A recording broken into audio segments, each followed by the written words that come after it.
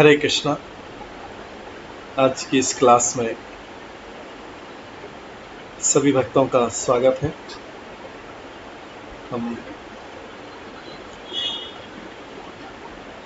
राधा माधव के भजन से आज की क्लास स्टार्ट करेंगे।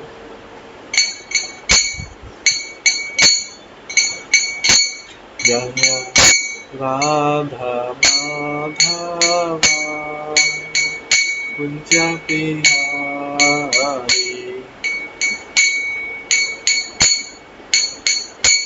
जय गोपीजन वल्लभा गिरिवरधारी,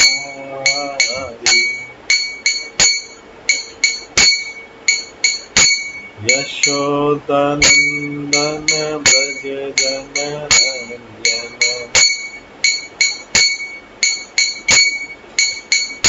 यमुना तीरावनचारी,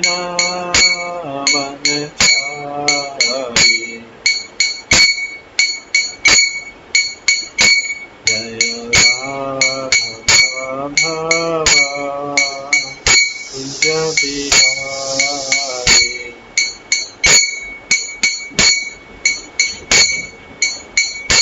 हरे कृष्णा कृष्णा कृष्णा हरे हरे, हरे राम राम राम हरे हरे।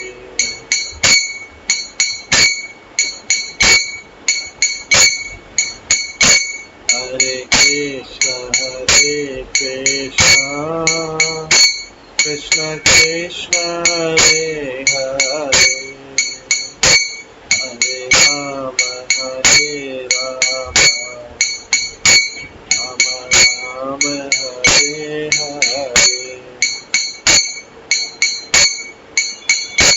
हरे कृष्णा कृष्णा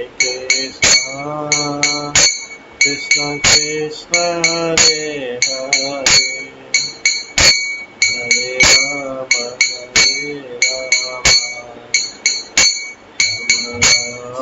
हरे हरे। हरे कृष्णा कृष्णा कृष्णा हरे हरे, हरे राम राम राम हरे हरे।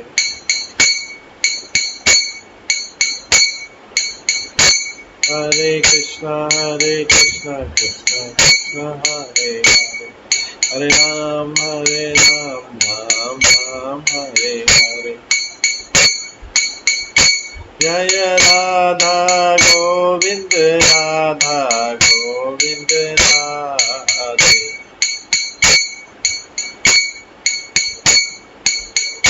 जय राधा माधव राधे,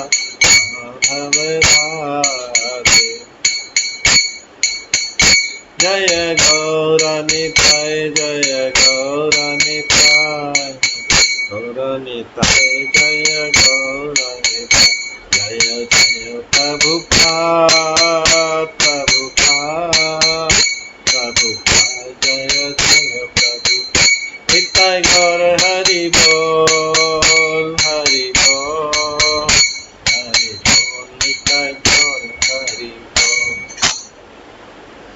श्री राधा माधव की जय, श्री गौरताई की जय, श्री प्रभुपाद की जय, श्री कृष्ण जन्माष्टमी महामहोत्सव की जय।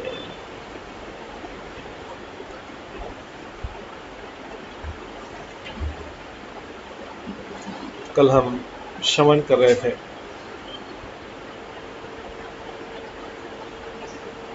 श्रीमद् भागवतम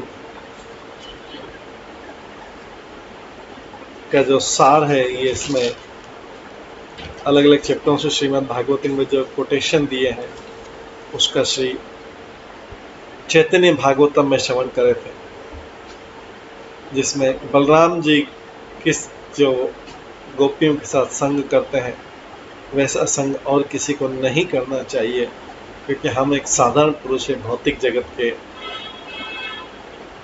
मनुष्य हैं, जबकि बलराम जी स्वयं भगवान है। कल इसके बारे में काफ़ी शिक्षाएं पढ़ी गई थी। उसी में आगे बताते हैं श्रीमद् भागवतम में ये सब वृंदावन दास ठाकुर बता रहे हैं और उसकी कमेंट्री की है श्री भक्ति सिद्धांत सरस्वती ठाकुर ने। कहते हैं कि श्रीमद् भागवतम में अवधूत जो है किंग यदु को संबोधित करते हुए कहते हैं, एक व्यक्ति जिसकी कई पत्नियां रहती है वो उनके द्वारा हमेशा सताया जाता रहता है और वो उनके मेंटेनेंस के लिए, पालन के लिए सब स्त्रियां उन्हें, जितनी पत्नियां उन्हें अलग अलग दिशाओं में खींचती हैं और हर कोई अपने स्वार्थ के लिए उसके साथ संघर्ष करती रहती है। इसी प्रकार से जो मटेरियल हमारी भौतिक इंद्रियां हैं, ये बद्ध जीव को, बद्ध आत्मा को अलग अलग डायरेक्शन में एक साथ पुल करती रहती सारी इंद्रियां। एक तरफ जो टंग है, जीवा है, एक तरफ जीवा उसे पुल करती है, खींचती है।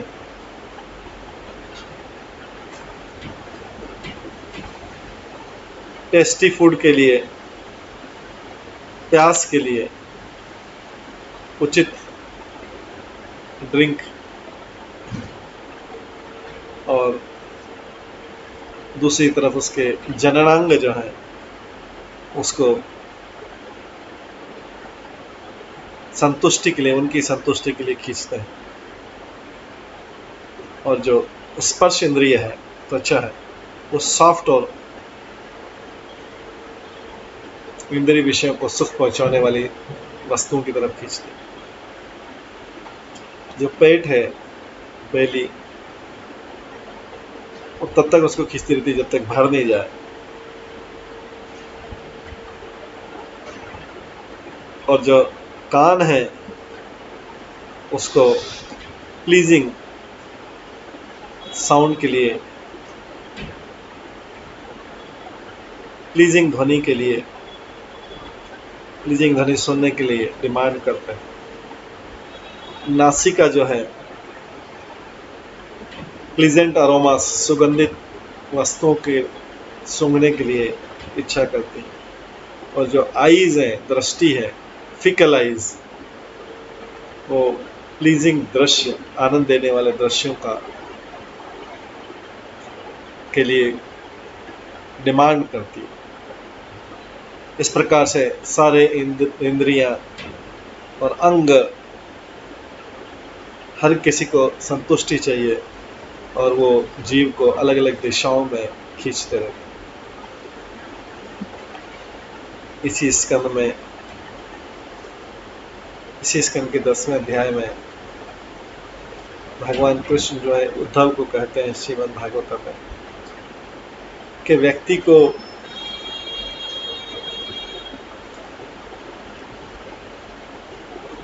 हर समय अपना सेल्फ इंटरेस्ट, मतलब आत्मा का इंटरेस्ट जो है वो देखना चाहिए। इस प्रकार से हमेशा अपने आप को पत्नी, बच्चों, घर, जमीन, संबंधित, मित्र, धन, इससे अपने आप को विरक्त रखना चाहिए।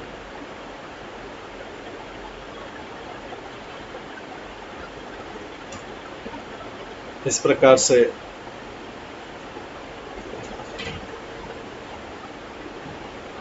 जो लोग स्वर्ग की कामना करते हैं वो सुंदर अप्सराओं के साथ में यज्ञ के फल को प्राप्त करने के लिए एरोप्लेन में सवार होकर अपनी इच्छाएं पूरी करने स्वर्गलोक जाते हैं। जो लोग भौतिक पुण्य कर्म और कर्मकांड में विश्वास रखते और करते हैं उसके अनुसार,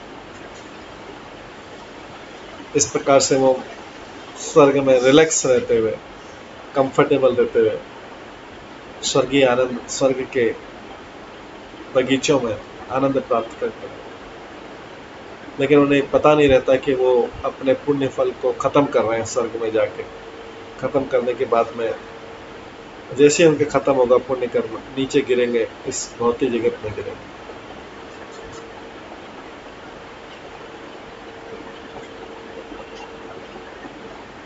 अगर कोई व्यक्ति इस प्रकार से, लेकिन इसके विपरीत, ये तो स्वर्ग जाने वाला, लेकिन इसके विपरीत अगर कोई व्यक्ति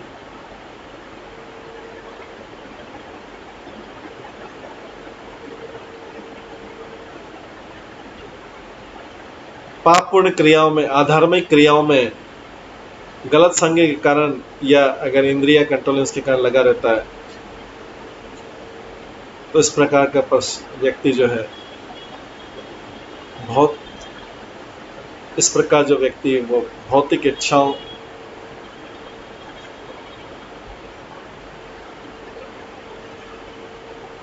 का व्यक्तित्व वाला जन्म लेगा और वो दूसरों की तरफ कृपणता दिखाएगा, हमेशा ग्रीडी रहेगा और हमेशा स्त्रियों का शोषण करेगा। जो व्यक्ति इस प्रकार से पापपूर्ण कर्म करता है, जब वो उसका माइंड इस तरीके से प्रदूषित हो जाएगा तो वो बहुत हिंसक और एग्रेसिव हो जाएगा और वेदों की अथॉरिटी का नहीं मानते हुए इनोसेंट, निर्दोष जानवरों की हत्या करेगा, भूत और प्रेतों की पूजा करेगा और अवैधानिक कार्यों में लगा रहेगा। इस प्रकार से वो नरक जाएगा। वहां पे उसे जो मिलेगा, भौतिक शरीर मिलेगा, वो अंधकार से भरा हुआ होगा। ये सब भगवान कृष्ण उद्धव को बता रहे हैं। आगे बताते हैं भगवान कृष्ण उद्धव को, जो व्यक्ति अपने आप को जानता है उसे स्त्री संग को त्यागना चाहिए, या फिर उन व्यक्तियों को जो स्त्री के संग में हमेशा रहते हैं, उसे फियरलेसली, निर्भय होके एकांत में भगवान का ध्यान करना चाहिए, अपना मन उसमें लगाना चाहिए। श्रीमद् भागवतम में आगे इसी स्कंद में बोला जाता है कि जो लोग, भगवान कृष्ण उद्धव से बोल रहे हैं, जो लोग विवाहित नहीं है, जैसे सन्यासी, वानप्रस्थ, ब्रह्मचारी, वो कभी उन्हें स्त्री संग नहीं करना चाहिए। उनके ऊपर दृष्टि देख के या उनको स्पर्श करके या उनसे बातचीत करके या उनसे जोक करके या उनके साथ स्पोर्टिंग करके या उन्हें किसी और ऐसे व्यक्ति के साथ में जो अनेक प्रकार की मैथुन क्रियाओं में लगा हुआ है। लेकिन जो हाउस होल्डर, जो गृहस्थ है, जिसका मन हमेशा घर में लगा हुआ है और जो हमेशा तीव्र इच्छाओं से डिस्टर्ब रहता है, अपने धन को एंजॉय करने के लिए, अपने बच्चों को एंजॉय करने के लिए, और जो लस्टी है स्त्री के पीछे, वो कृपण मेंटेलिटी वाला होता है और बड़ी कृपण बुद्धि से वो सोचता है कि हर की चीज मेरा है, everything is mine and I am everything, मैं सब कुछ है और मेरा सब कुछ। वो इस भ्रम में रहता है कि सब कुछ मेरा है और मैं सब कुछ। इसी में आगे भगवान कृष्ण उद्धव को बताते हैं, किसी भी प्रकार की पाप पूर्ण क्रियाओं से दूर रख के व्यक्ति जो है, सभी प्रकार के भौतिक संसार की सभी पाप पूर्ण क्रियाओं से अपने आप को दूर रख के व्यक्ति इस भौतिक जन्म कर्म के बंधन से फ्री कर सकता है अपने आप। इस प्रकार के जो त्याग है, यही धार्मिक और शुभ जीवन के लिए, धार्मिक और शुद्ध मनुष्य जीवन के लिए अच्छा है। और ये सारे प्रकार के दुख और भ्रम और भय भय शोक और दुख को दूर करता है। जो व्यक्ति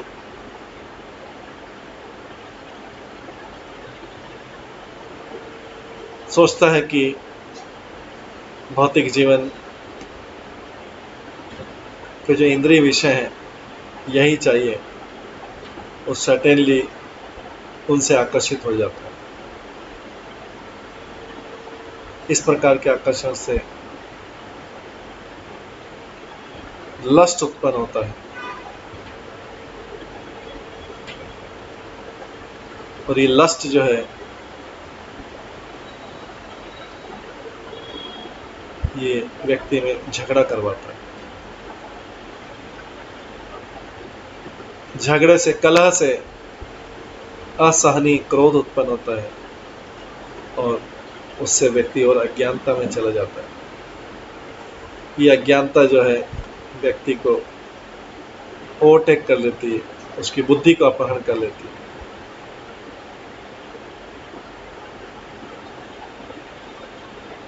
हे उद्धव, एक व्यक्ति जो इस प्रकार की रियल इंटेलिजेंस से, जो इस प्रकार की वास्तविक बुद्धि से, जिसके पास ऐसी बुद्धि नहीं है, इसका मतलब है कि उसने सब कुछ खो दिया और वो जीवन के वास्तविक लक्ष्य से डेविएट हो जाता है, becomes dull just like a dead person. Krishna Bhagavad Gita, Shrimad Bhagavatam में आगे कहते हैं, व्यक्ति को कभी भी भौतिकतावादी पर्सन से संग नहीं करना चाहिए। जो लोग केवल जननांग और पेट के सेवा में लगे रहते हैं, उनको संतुष्ट करने में लगे रहते हैं, क्योंकि उनका अनुसरण करके व्यक्ति अंधकार के गड्ढे में गिर जाता है। जैसे एक ब्लाइंड मैन है दूसरे ब्लाइंड मैन को फॉलो करता है।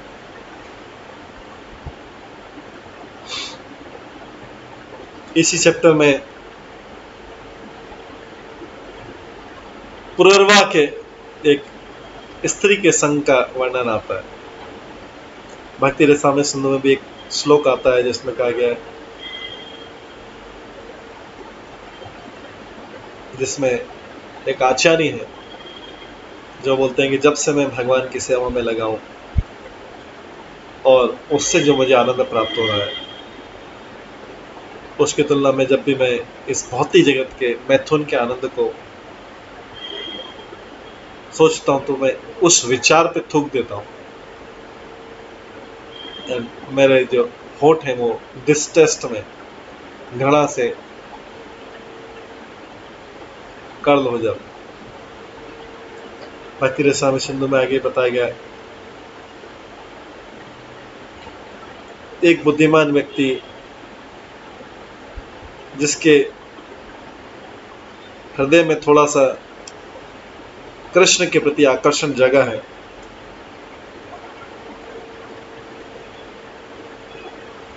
वो कैसे एंजॉय कर सकता है इस भौतिक शरीर को जो ब्लड से,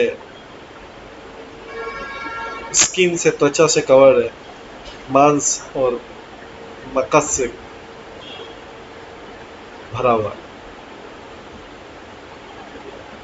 इसी भक्ति रसामृत सिंधु में आगे बताया गया, ओह कितने दुख की बात है। व्यक्ति सोच रहा है कि भक्ति रसामृत सिंधु में जीव सोचता है, जो बुद्धिमान हो गया, जिसके पास थोड़ा सा भी कृष्ण के प्रति आकर्षण हो गया, वो व्यक्ति सोचता है, ओह कितने दुख की बात है कि मैं बड़े उत्साह से इस ग्रॉस बॉडी के स्थूल शरीर के डिफरेंट आनंद को एंजॉय कर रहा हूं, जो मकस, सीमेन और ब्लड और स्किन से कवर्ड। ओ माय गॉड, मैं इतना मूर्ख हूँ कि मैं, और इतना आलसी हूँ कि मैं कृष्ण को याद नहीं रख पाता, जो कि सुपर सोल है,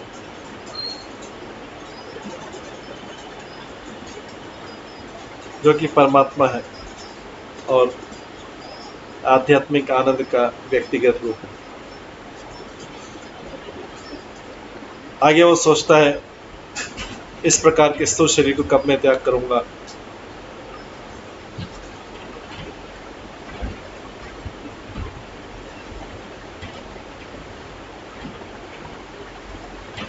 और कब मैं कृष्ण की सेवा में एक्सपर्ट होके प्रेम और भक्ति के साथ में उनको चंवर से फैनी करूंगा, वो भगवान जो स्वर्ण सिंहासन पर विराजमान है। तीसरा उसी भक्ति रसायन संदर्भ में कहा गया कि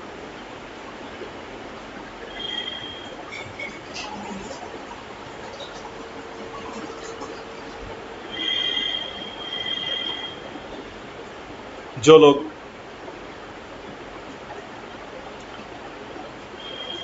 इसमें एक बार रुचि ले लेते हैं, वो फिर उनका मन हमेशा भगवान के चरण कमलों से आसक्त हो जाता। तो इसी में बताया जा रहा है कि क्योंकि जो बलराम जी और कृष्ण हैं, ये भगवान है और सारे जीवों के नित्य आश्रय हैं, इसलिए वे लोग जो है गोपियों के साथ रासलीला कर सकते हैं, साधारण मनुष्य नहीं कर सकते। वे उचित व्यक्ति हैं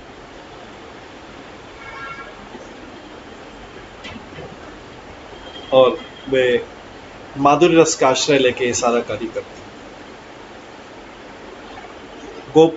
जो गोपियां हैं, वो उनको बद्ध जीव के समान, उनका कोई भौतिक कंसेप्ट नहीं है, भौतिक धारणा नहीं है उनकी। बद्ध जीव जैसी भौतिक धारणा नहीं, क्योंकि गोपियां जो है वो नित्य जीव।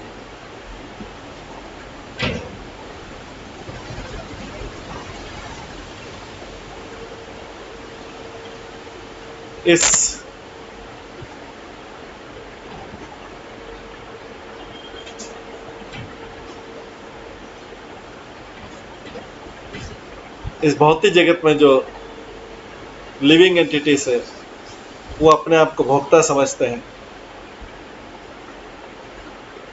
और इसलिए इस भौतिक जगत में इस भौतिक धारणा के कारण आनंद प्राप्त करने का प्रयास करते हैं। पर जो बलराम जी हैं, जो कि सारे विष्णु तत्व के स्रोत हैं,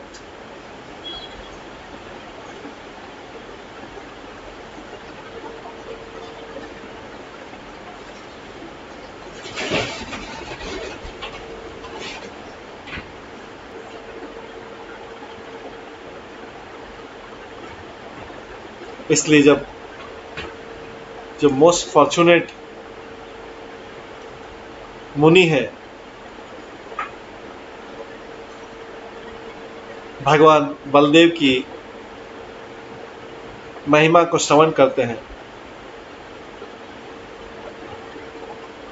और उनकी लीलाओं को सुनते हैं अपनी दिव्य दृष्टि से, तो वो उसको सुन के बलदेव जी की प्रार्थना करते हैं। ये जो है इसी एक श्लोक के संदर्भ में बताया गया है। भक्ति सिद्धांत सरस्वती ठाकुर ने पूरी टिप्पणी की है। ये था श्लोक नंबर 29 था, 29 था, कि जो संत लोग होते हैं वो भौतिक जगत में स्त्री संग की निंदा करते हैं, लेकिन जब बलराम जी हैं, वो जब गोपियों के साथ रास नृत्य करते हैं तो उसकी प्रशंसा करते हैं, उसका कारण पूरा समझाया गया। आगे 30वें श्लोक में बोला गया, जाने रस देवे आसी पुष्प वृष्टि करे, देवे जाने भेदे नहीं तृष्ण हल धरे।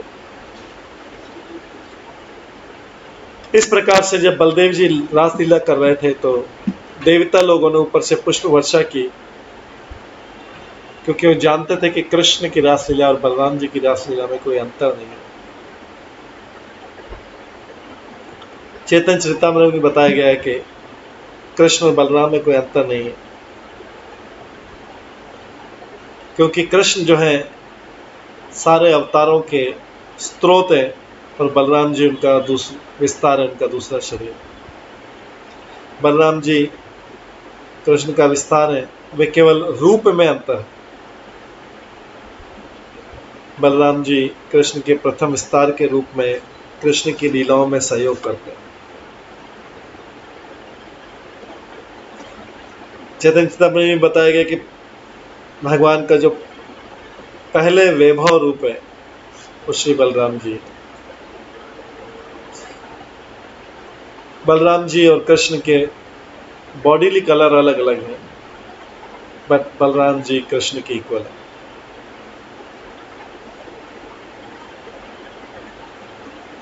आगे बोलेंगे, चारि वेदे गुप्त बल रामेर चरित, आमी की बोली बा सब पुराने विदित। बलराम जी की भी जो गुण है वो वेद भी नहीं जानते, उनके गुण और जो क्रियाएं हैं वो वेद भी समझ नहीं सकते, लेकिन पुराणों में उसके बारे में बड़ा डिटेल बताया गया। मैं क्या वर्णन करूं, वृंदावन दास ठाकुर लिखते हैं,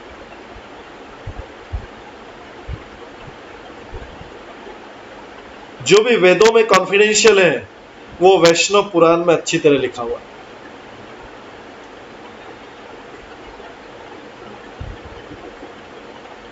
महाभारत में भी लिखा है कि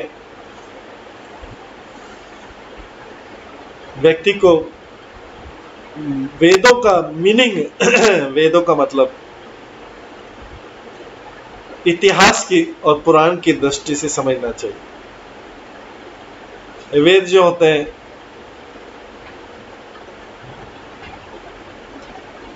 वेद उन लोगों के द्वारा गलत समझ लिए जाते हैं जो इतिहास और पुराण के बारे में ज्ञान नहीं रखते। नारदीय पुराण में लिखा है,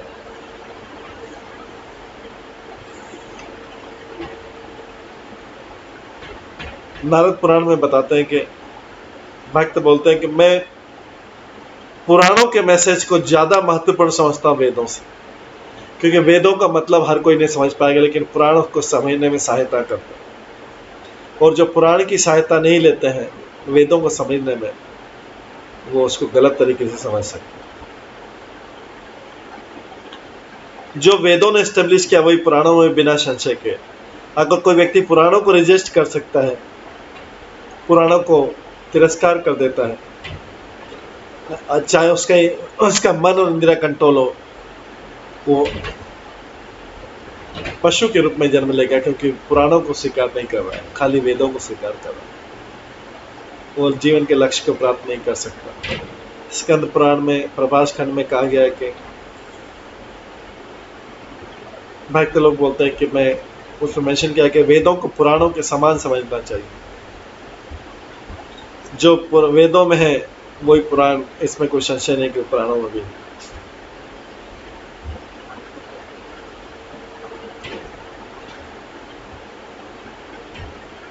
तो वेदों को, साक्षात वेदों को डर लगता है कि कहीं उनका अर्थ जो है गलत नहीं समझ लिया जाए, तात्पर्य। लेकिन जो इतिहास और पुराण है उससे पहले ही रचित कर दिए गए थे, जिससे लोग वेदों का गलत मीनिंग नहीं लगा। और जो चीज वेदों में नहीं है वो स्मृति में है। स्मृति, पुराण, इतिहास और पुराण।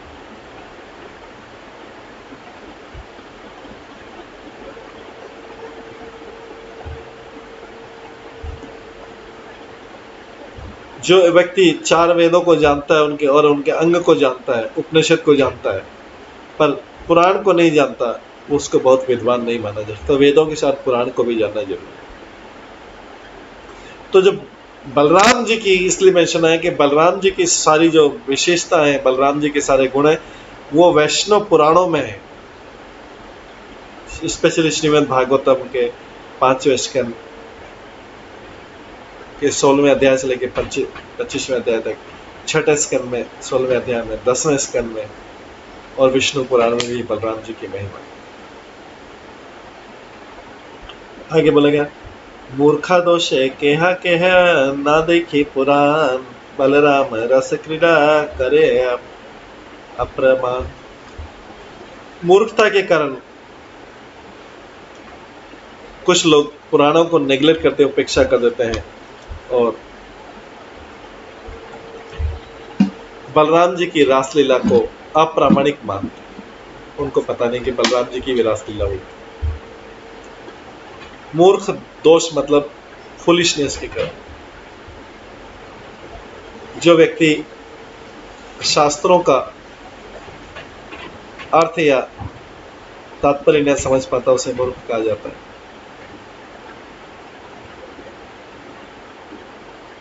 कुछ जीव अपने मटेरियल डेजिग्नेशन, भौतिक पदवी के बहुत गर्वित महसूस करते हैं, अपनी भौतिक पदवी को बहुत गर्वित महसूस करते हैं, क्योंकि वो विष्णु से विमुख है। विष्णु को भौतिक धारणा से नहीं समझा जा सकता। वे लोग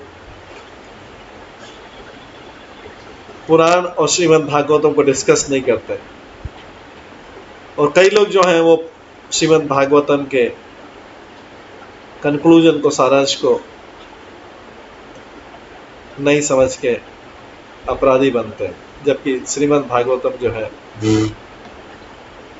ये वैदिक ज्ञान का पका हुआ फल है।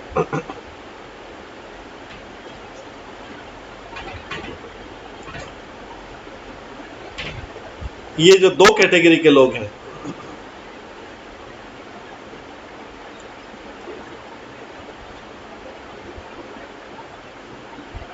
एक तो जो लोग पुराण और श्रीमद् भागवतम का केयर नहीं करते, और दूसरा जो लोग श्रीमद् भागवतम को गलत रूप में प्रस्तुत करते। दो कैटेगरी के लोग जो हैं ये बलराम जी की रासलीला तो स्वीकार नहीं करते। वृंदावन दास ठाकुर इन सब की निंदा करते हैं। जो लोग सोचते हैं कि बलराम जी सुप्रीम एंजॉयर नहीं है और ये नहीं मानते कि वो सुप्रीम परम आश्रय है, वे मूर्खता के दोष की वजह से पॉल्यूटेड हो जाते।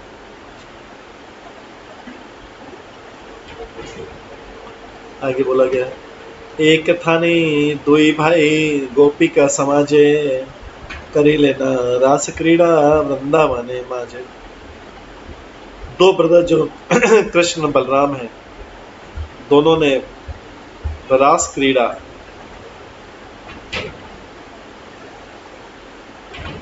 परफॉर्म की। दोनों ने रासलीला किया, कृष्ण बलराम ने गोपियों की कंपनी में वृंदावन में, लेकिन अलग अलग स्थान थे और उनके गोपियों का सेट अलग अलग। यहाँ पर रास क्रीड़ा का मतलब है ये सामान्य भौतिक जगत का कोई गेम नहीं है, प्ले नहीं है, खेल नहीं है।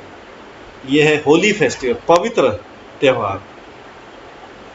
जीव गोस्वामी ने अपनी लघु तोषणी कमेंट्री में लिखा, श्रीमद्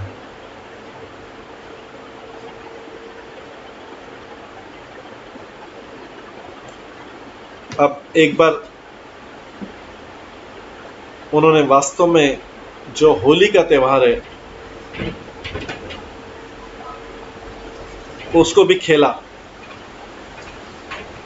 गोपियों के साथ में, कृष्ण बलराम। तो इसका आता है अगले श्लोक में आता है,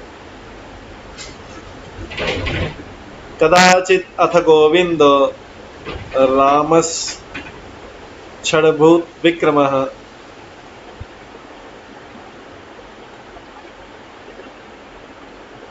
विजयतुर्वने रात्र्यम मध्य गौ ब्रज योषितम।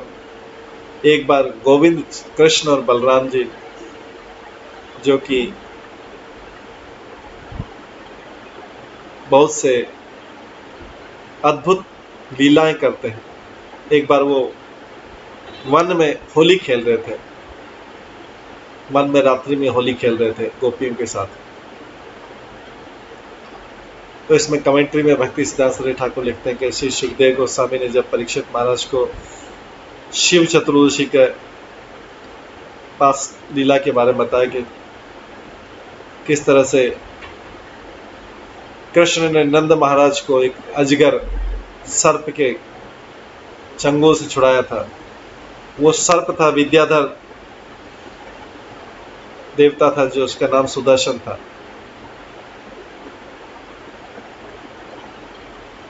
उसके बाद परीक्षित महाराज को सुखदेव गोस्वामी होली का फेस्टिवल जो चल रहा था उसके बारे में बताते हैं। होली का फेस्टिवल, होली का त्यौहार कैसे मनाएगा। तो यहाँ पे ऊपर आता है कदाचित अथा गोविंद, मतलब अथा मतलब होता है शिवरात्रि, और कदाचित मतलब होता है होली पूर्णिमा की रात्रि। राम मतलब होता है जो कृष्ण को आनंद प्रदान करता है। इस प्रकार से कृष्ण बलराम दोनों खेलते थे, अपने जन्म से ही खेलते थे। उन्होंने मित्रता का आनंद पूरा उठाया। उनकी में जो मित्रता थी, ब्रज की मित्रता, ब्रज में बराबर की मित्रता थी, जबकि द्वारका में बलराम जी बड़े भाई का रोल ज्यादा किया। ब्रज में दोनों समान लेवल का रोल किया, लेकिन द्वारका में बड़े भाई का रोल ज्यादा किया।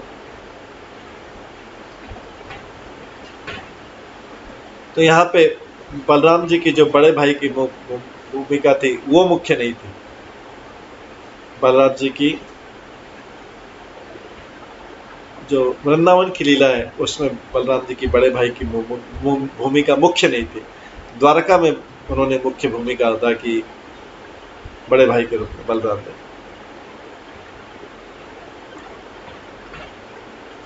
तो ये होली का फेस्टिवल भी वहां पे सेलिब्रेट किया था कृष्ण बलराम ने मिलकर।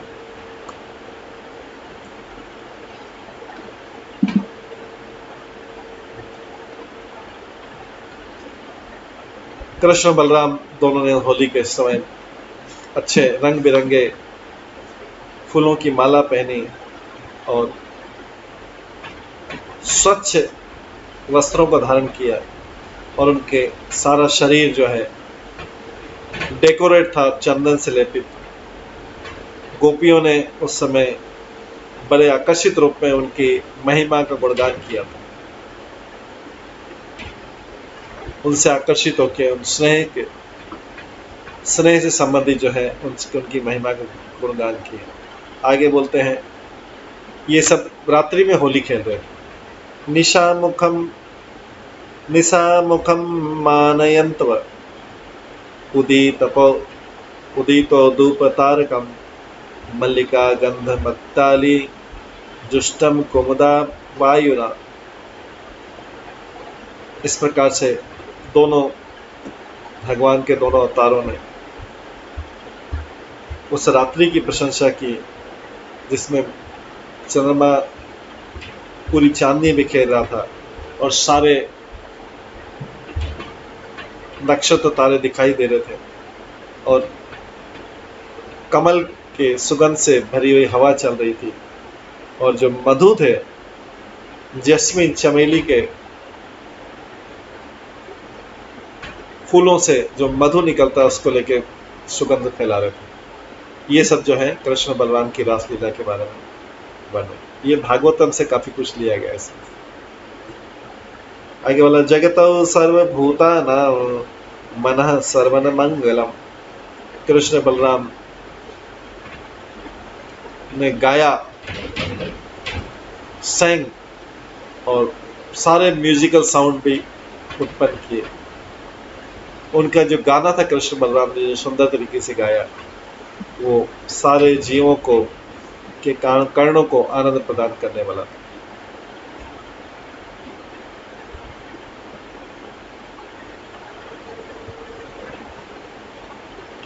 तो इसमें श्री जीव गोस्वामी बताते हैं अपनी लघु तोषणी में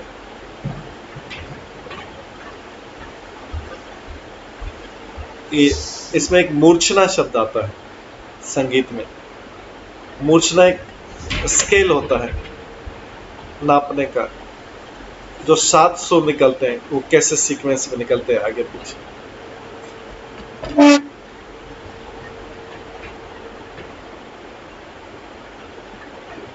उसमें 3 मोड रहते हैं, ग्राम या ग्राम रहते हैं और उसके सब डिवीजन रहते हैं। तो 21 मूर्छना निकलते हैं। ये राग और उसके लिए म्यूजिकल इंस्ट्रूमेंट। श्रीमद् भागवतम में भी कहा गया कि किंग चित्रकेतु जब संकर्षण से प्रार्थना करते हैं, वो बोलते हैं भगवान, एक जो मूर्ख व्यक्ति है जो केवल इंद्रिय विषयों का प्यासा है और जो देवताओं की पूजा करता है, वो एक एनिमल से बड़ा नहीं है, ह्यूमन मनुष्य रूप में पशु है। उसकी पशु वाली क्रियाओं के कारण वो आपकी पूजा नहीं कर पाता। ये चित्रकेतु संकर्षण की तरह, संकर्षण बलराम का ही रूप है। तो ये सब बलराम जी की महिमा भी गाई जा रही है।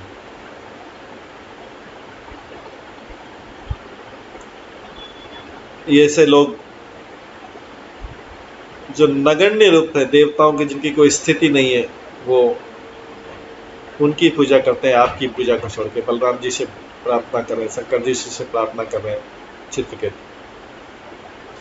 जब ये पूरा ब्रह्मांड नष्ट हो जाता है, देवता भी चले जाते हैं, तो देवताओं से दिए गए वरदान भी चले जाते हैं। जैसे किंग के साथ में, किंग अगर शक्ति में नहीं है, पावर में नहीं है, सिंहासन पे नहीं है, तो उसकी सारी के सारे उसका जो उसके द्वारा किए गए कार्य का भी महत्व सब कम हो जाता है अगर किंग पावर में नहीं।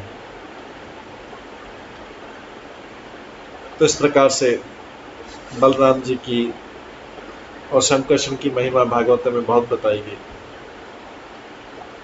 जो लोग इन सब महिमा को नहीं जानते हैं, वो आध्यात्मिक प्रगति नहीं कर सकते, चाहे उनको पास भौतिक ज्ञान कितना भी और भौतिक बुद्धि कितना भी हो।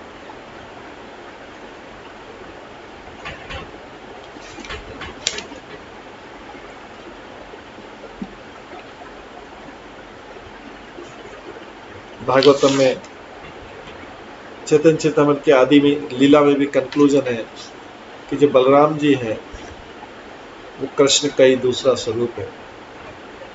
बलराम जी का अपना विस्तार उनको बोला जाता है महासंकर्षण, और उन्हीं भगवान की जो तटस्थता शक्ति इसको बोला जाता है जीव।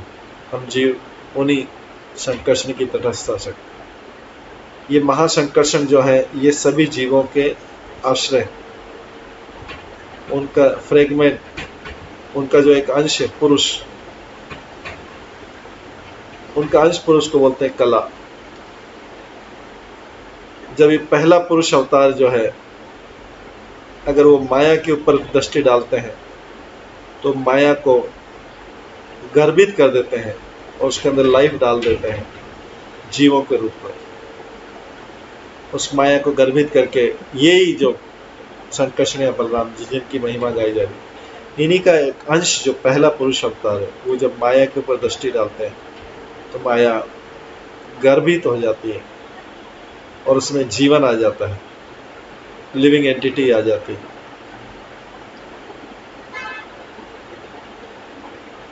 ये पार्ट का पार्ट है, अंश के अंश को कला बोलते हैं। और ये कला जो महाविष्णु है, ये जो महापुरुष है कर्मदक्ष है विष्णु, ये दूसरे पुरुषों का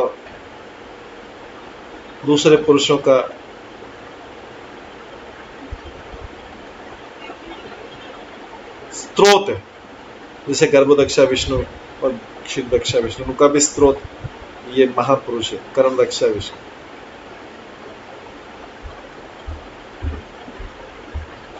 ये सब जो है गर्भदक्षा विष्णु, क्षीरदक्षा विष्णु, कर्मदक्षा विष्णु के अंश, जो कर्मदक्षा विष्णु पहला पुरुष है, और क्षीरदक्षा विष्णु जो है इस जगत में सृष्टि करते हैं, ब्रह्मा जी के रूप में, विष्णु के रूप में पालन करते हैं और शिव के रूप में संहार करते हैं। ये क्षीरोदक्षा विष्णु,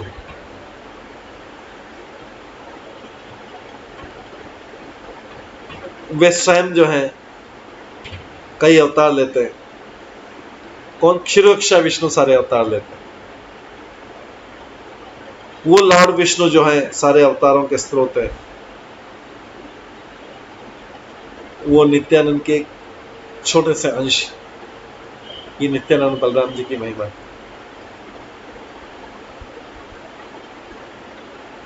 नित्यानंद प्रभु जो है चैतन्य महाप्रभु की सारी इच्छाओं को पूरा करते हैं। इस प्रकार से दोनों भाई एक शरीर हैं और दो स्वरूप। अगर कोई व्यक्ति नित्यानंद में विश्वास नहीं करता है तो इसका मतलब है कि वो चैतन्य महाप्रभु विश्वास नहीं करता। तो इसमें बोला गया कि अगर नित्यानंद में विश्वास नहीं करते हैं तो नास्तिक बन जाना ज्यादा अच्छा।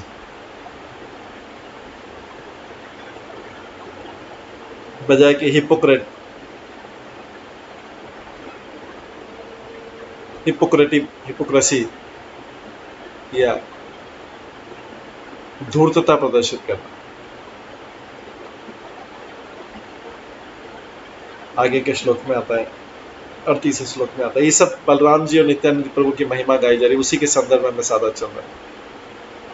भागवत सुनि जा रामे नहीं प्रीति, विष्णु वैष्णवेरे पाथे से जने वर्जित।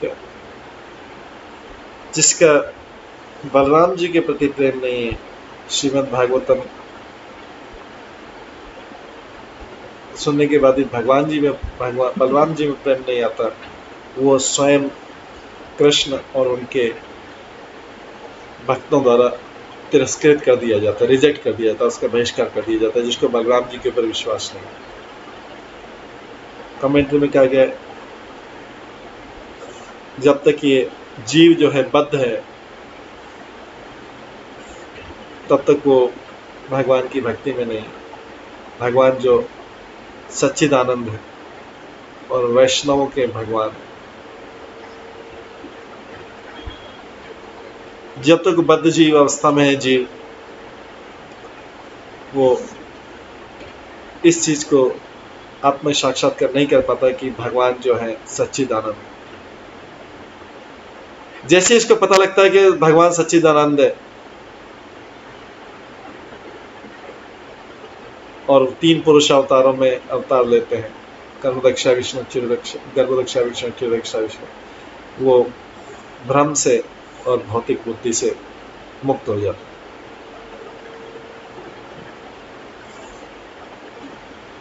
इस प्रकार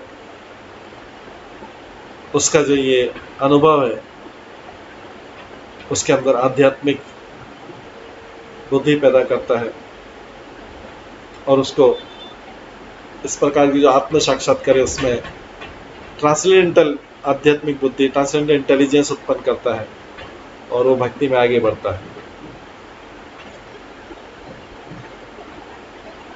तो सात्वत तंत्र में कहा गया कि जो पहला पुरुष है महाविष्णु, वो महत जो महाविष्णु है, टोटल मनी एनर्जी महत तत्व का बनाने वाले हैं। गर्भदक्षा विष्णु हर ब्रह्मांड में रहते हैं और क्षीरोदक्षा विष्णु हर जीव के अंदर परमात्मा के रूप में रहते हैं। जो इन तीनों को जानता है वो इस जगत में जल्दी मुक्त हो सकता है। आगे बोला गया है, भागवत ये नाम माने से यवन सम तारसस्ता अच्छे जन्मे प्रभु यम। जो लोग श्रीमद् भागवतम में विश्वास नहीं करते हैं वो यमन के समान है, यमनों के समान, और यमराज उनको जन्म जन्मांतर दंड देते हैं। आगे कहा गया है भागवत पद्म पुराण में जो भागवत महात्म्य उसमें कहा गया, उसके उत्तराखंड में कहा गया, भगवान पूर्ण पुरुषोत्तम भगवान के से संबंधित जो विषय हैं उन लोगों के द्वारा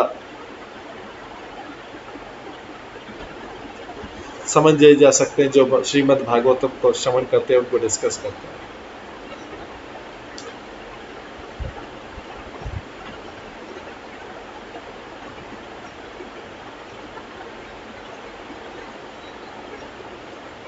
कई लोग श्रीमद् भागवतम का अनादर करते हैं, तो हरि भक्ति विलास में लिखा है कि इस कलयुग में जो श्रीमद् भागवतम को अपने प्राणों से भी ज्यादा मानता है वो यमराज के पनिशमेंट को, यमराज के दंड को 100 कल्पों में भी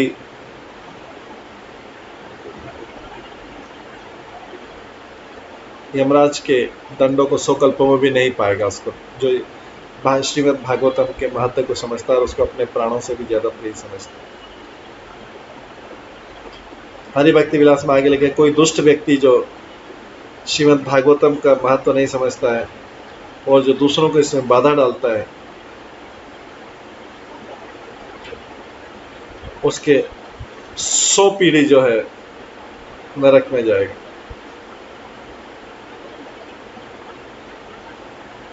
पद्म पुराण के उत्तरखंड में लिखा है कि कोई व्यक्ति जन्म मृत्यु के चक्र में तब तक घूमता रहता है कि अगर वो एक क्षण भी श्रीमद् भागवतम का श्रवण नहीं करता, जो सुखदेव गोस्वामी ने परीक्षित महाराज को सुनाई थी। अगर एक क्षण भी नहीं सुनता तो वो जो है कई जन्मों तक सफर करता था इस भौतिक जगत।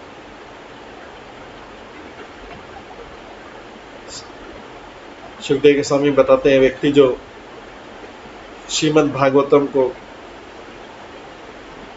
का श्रवण नहीं करता है अपने पूरे जीवन में, वो चांडाल से श्रेष्ठ नहीं। चांडाल या एस, उसका जो जन्म लेना खाली माता के गर्भ को दर्द देना था।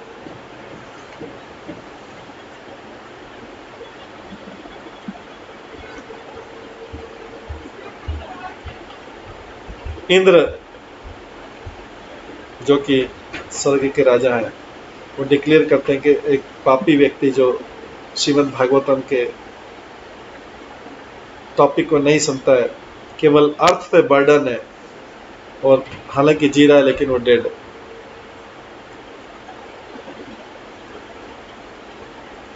तो यहाँ पे यवन शब्द का उपयोग किया कि जो श्रीमद् भागवतम नहीं सुनता यवन है। यवन मलेच्छ को भी बोला जाता है, जो जिसको प्रॉपर बिहेवियर नहीं आता, जो वैदिक साहित्यों को विरुद्ध है।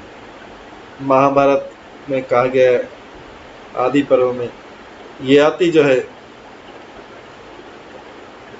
राजा ययाति ने तुर्वसु को शाप दिया था कि तुर्वसु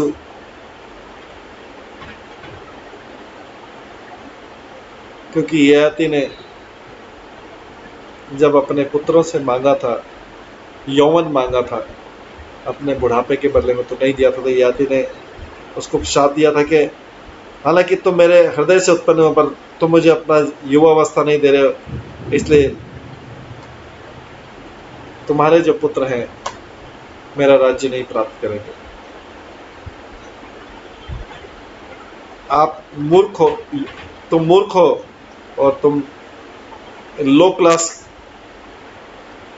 लोगों के किंग हो गए, चांडाल, मीट ईटर और जो दूसरे अवैध विवाहों से उत्पन्न लोग हैं, तुम उनके राजा होगे। आप उन मलेच्छों के राजा होंगे जो अपने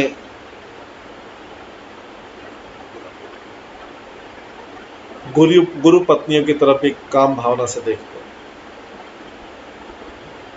और ये इस प्रकार की भावनाएं जो है पशु से ज्यादा नहीं। इस प्रकार से श्राप दिया था याद। तो जो यदु महाराज थे उनके तो पुत्र यादव क्षत्रिय कहलाते हैं, और जो तुर्वसु जिसको शाप दिया था उसके जो पुत्र हैं यमन कहलाते, और जो द्रुह्य है उसके पुत्र भोज कहलाते हैं, और जो अनु है उसके पुत्र मलेच्छ कहलाते हैं।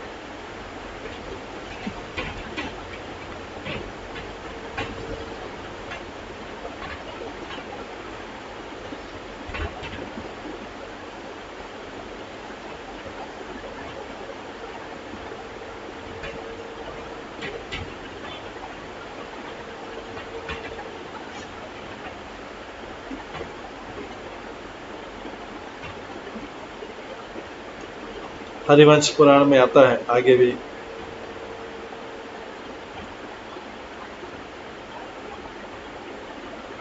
यवन और पहलवास का बारे में वर्णन आता है, मनु संहिता में भी आता है।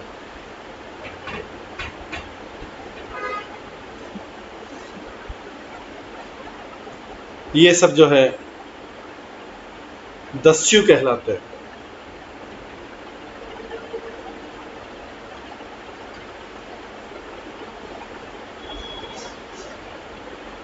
और मलेच्छा किसको बोलते हैं? जो व्यक्ति गाय का मांस खाते हैं और हमेशा निंदा करते हैं और जिनको कोई प्रॉपर कंडक्ट नहीं, आचार विचार नहीं, वो सब मलेच्छ कहलाते हैं।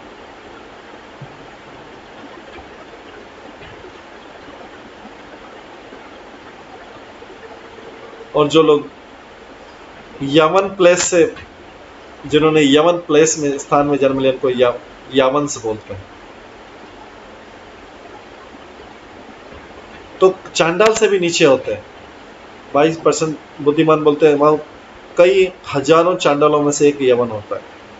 यवन से नीचे कोई नहीं होता।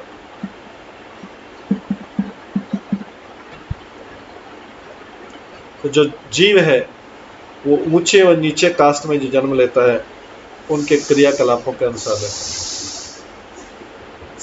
सतोगुण के इन्फ्लुएंस से लिविंग एंटिटी ब्राह्मण की फैमिली में आता है। रजोगुण से और तमोगुण से जीव नीचे वाली लोअर कास्ट में आता है, जैसे यवन। जो जीव ब्राह्मणों की फैमिली में जन्म लेते हैं और जिनको पूरा अवसर मिलता है भगवान को वेदों को स्टडी करने का, उनको पूरा अवसर मिलता है। जो लोअर कास्ट में यवन लेते हैं वो वैदिक लिटरेचर को पढ़ने के योग्य नहीं है। श्रीमद् भागवतम जो है ये सारे वेद शास्त्रों का पका हुआ फल है। यवनों को इसके लिए कोई रिस्पेक्ट नहीं देता। अगर कोई व्यक्ति यवनों की फैमिली से ऊपर, यवनों की कास्ट से ऊपर परिवार में जन्म लेता है और अगर वो श्रीमद् भागवतम का अध्ययन नहीं करता,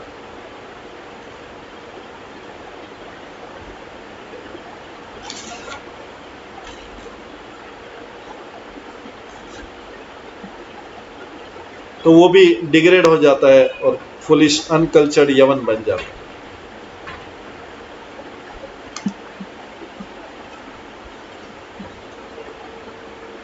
इस प्रकार से भक्ति सिद्धांत सरस्वती ठाकुर इस टिप्पणी में बलराम जी की महिमा, श्रीमद् भागवतम की महिमा कर रहे हैं।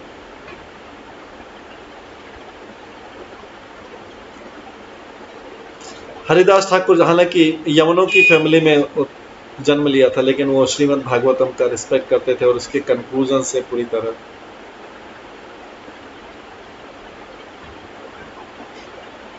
ज्ञाता था।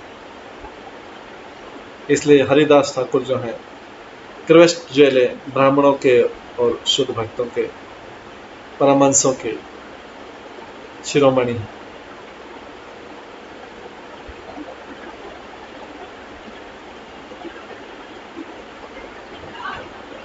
श्रीमद् भागवतम में यमदूत यमराज से बोलते हैं कि हम तो समझ नहीं पाते जब अजामिल को लेने गए थे, तो हमारे हिसाब से तो सुप्रीम जज तो न्याय देने वाला एक ही होना चाहिए, कई नहीं होना चाहिए। हमने तो सोचा था कि आप ही सुप्रीम जज हैं और आपके ऊपर सारे देवताओं के ऊपर अधिकार है।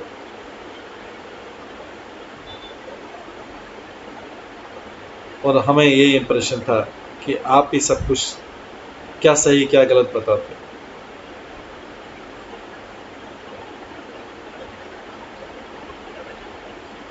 लेकिन हमें पता लगे कि आपसे ऊपर भी कोई है।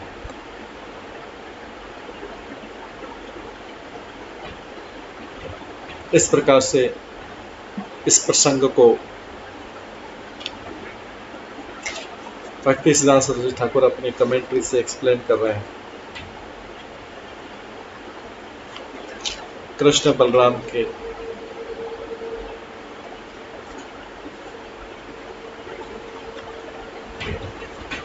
इस रासलीला। आज समय हो गया है तो हम इसको यहीं पे विराम देते हैं और इसके आगे की लीला जो है अभी भगवान चैतन्य महाप्रभु का जन्म और ये सब जो क्रिया है ये सारी की सारी आगे के खंडों में बताई जाएगी, तो इसको हम यहीं पे विराम देते हैं। सभी भक्तों का बहुत बहुत धन्यवाद। सभी भक्तों के लिए एक बार हरे कृष्ण महामंत्र का जप करते हैं। हरे कृष्णा कृष्णा कृष्णा हरे हरे, हरे राम राम राम हरे हरे। श्री चैतन्य भागवतम की जय। श्री वृंदावन दास ठाकुर की जय। श्री भक्ति सिद्धांत स्वरूप ठाकुर की जय। हरे कृष्णा। सभी भक्तों का बहुत बहुत धन्यवाद।